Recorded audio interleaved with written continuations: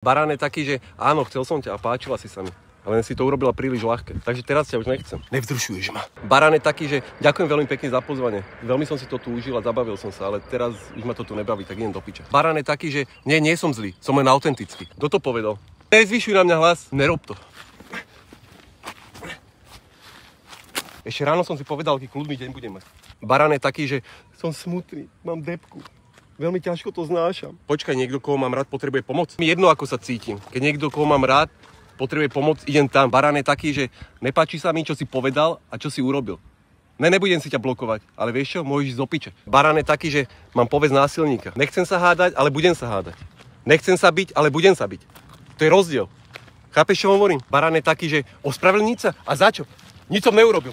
Barán je taký, že nebudem sa s vami naťahovať. Radšej ťa rovno nakopem do zadku. Barán je taký, že mám stratiť svoj postoj a svoj názor? Radšej stratím vás. Barán je taký, že nemám čas na všetky tieto veci. Hovor k veci a jasne. Nechce sa mi tu strácať čas. No Robuš! Barán je taký, že venujte mi pozornosť, alebo sa budem správať ako malé decko. Venuj mi pozornosť!